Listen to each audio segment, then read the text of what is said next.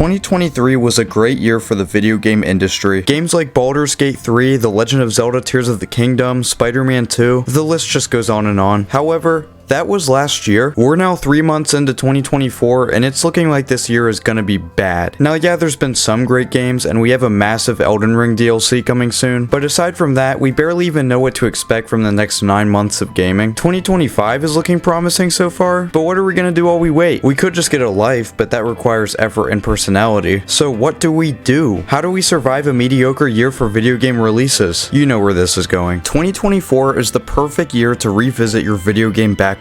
You might be asking, what's a video game backlog? Well, if you clicked on this video, there's a 99.9% chance you know already, but I'll give a short explanation. Consider the backlog to be the video game version of a to-do list. The backlog holds the games that you want to play, but don't have the time to just yet. Backlogs usually contain games that are years, if not decades old at this point, and as someone with a pretty sizable video game collection, you can only imagine how huge my backlog is. So in this video, I'll be going over some reasons why you should embrace video game backlogs, especially in a year like this. No more of this intro stuff, like and subscribe, and let's jump right in. Let's start off with the most obvious reason why you should indulge in the backlog. It's very likely you'll find a new favorite game and end up with 30 to 50 hours of entertainment. For example, last year I played through a ton of games from franchises I never cared about beforehand, like God of War for example. This game immediately became one of my favorite story-driven experiences. Then just recently, I played through Castlevania Symphony of the Night, which has now become one of my favorite Metroidvanias. Of course, I still played through new games last year like Tears of the Kingdom and Super Mario Wonder, but most of the games I've been playing lately have been at least a half decade old. We don't need to buy a new game to find a new game. I understand the backlog can be exhausting at times, especially when you find a game that you really don't like, but you feel like you have to beat it. But if I'm being honest, most of my favorite games of all time were on my backlog at some point. Something I always try to preach on this channel is that gamers should be more willing to try out franchises they aren't familiar with. You shouldn't just exclusively play open world games or exclusively play first-person shooters. You should experiment and discover new games you may have never loved otherwise, and I think that's what the backlog is about. Now I know what you're saying, Wyvern,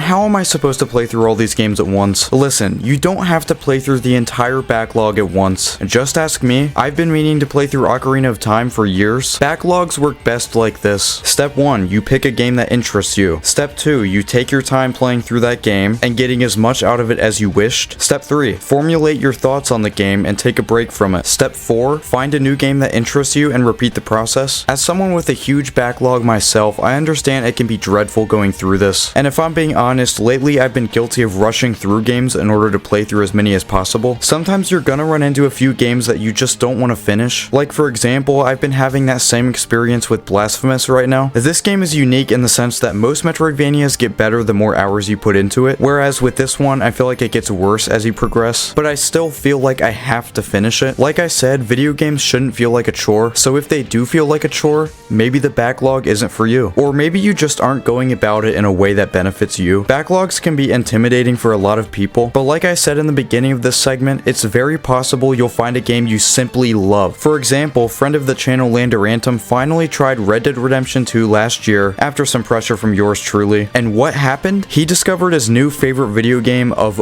all time. Red Dead Redemption 2 beat out a game he'd been playing for his entire life. And this could happen to you as well. There is a game out there that you will love if you just gave it a chance. And if you want to up your chances at finding it, I would highly recommend planning a video game backlog. So now that we've discussed the possibility of finding a new game you love, is that all we have to discuss? Of course, finding fun games is the most important part, but another thing I love about the backlog is it helps us to understand the video game industry more. The more games you play, the more you know about gaming as a whole. Being knowledgeable about the video game industry is great because you can look at things objectively compared to others. And sure, gaming is just an entertainment industry at the end of the day. It's not like this is the most important thing to be knowledgeable about or anything, but if you already love video games and you want to learn all about them like I do, the backlog absolutely helps you with both finding new games and learning more about them. And I would go as far as to say that even games I don't like, I still appreciate. My best example of this is Elden Ring. I still have not been able to enjoy Elden Ring, but now that I've played around 15 hours, I'm glad I at least got to experience an important video game. Even though I don't like Souls games, I at least know more about them than I did before, and who knows, maybe I'll eventually be able to enjoy these games. The point is, not every game you play through is gonna blow you away, but the more more games you play, the more experience you have with the industry, which I think is a good thing. Even just knowing a bit about these games lets us be able to see things with less bias. And yeah, we're always gonna prefer certain games over others. Preferences exist after all. But like I keep saying, knowing more about gaming as a whole is a positive thing.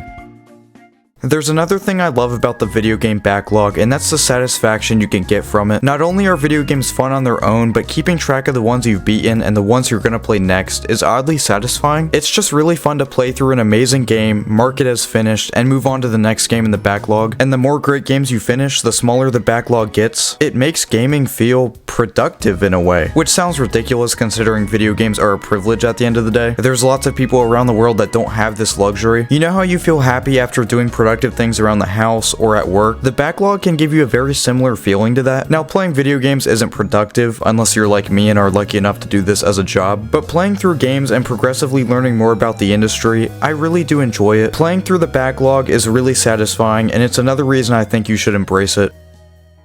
So now let's talk about some criticisms that you might have with video game backlogs. First of all, backlogs can be draining, that's just a fact. Like I already said, if you have a massive backlog like me, it can sometimes feel like a hassle to play through all these games. In fact, it can even be stressful, but on the other side of this, it can also be satisfying if you take it slow and one game at a time. It just depends at the end of the day. Everyone's individual experiences are different, so my advice is try to come up with a backlog, and if it's stressful or if you're just not into playing through a bunch of games, maybe the backlog isn't for you, and that's okay. Another thing the backlog can be criticized for is how it sort of traps you into finishing games that you haven't enjoyed. Like I said earlier, this is currently the case with me with a game called Blasphemous. I feel like I have to beat this game, but after learning there's multiple endings and I should get the true ending in order to consider it beaten, should I even bother? Because I just don't enjoy this game. There's also games like Majora's Mask that I don't even want to start. I have no doubt it's a solid game, but it seems like a game that is constantly rushing you. Listen, you don't have to finish video games if you aren't enjoying them, and you don't need to finish a game to have a proper opinion on it either. What I think you should do is, if you find a game you don't like, create a separate list of games you tried but didn't enjoy. Then you can remove it from the backlog and start something new. Video game backlogs have more flexibility than we think. It's just up to you on whether you want it to be fun or you want it to seem like a chore. And one last thing you might be saying is that the backlog is just a waste of time. Playing through all these games is just a waste. I mean, you could watch movies, read a book, play a sport. There's other things you can do for fun, right? Well, yeah, there's some truth to that, but just because you have a backlog doesn't mean you need to prioritize it over anything else that's fun. You can still do all those things. In fact, if you couldn't, it would honestly be pretty unhealthy. The backlog will take time, but you shouldn't ever let it be your only priority. With all that being said, let me know in the comments, what do you think about video game backlogs? Are they enjoyable and satisfying, or do they just stress you out beyond belief? You already know what I think, but I'll say it one more time for the people in the back. If not for my video game backlog, I never would have played some of my favorite games of all time. Even just in the past 2 years, I feel like I've experienced so many amazing games that I previously missed out on. It just feels great to play through a game, love it to death, and then immediately play through another amazing game. And while 2024 will be a pretty mediocre year for video games, I think it has the potential to be an amazing year for you if you play through your back catalog. And that's about it. Thanks for watching, everybody.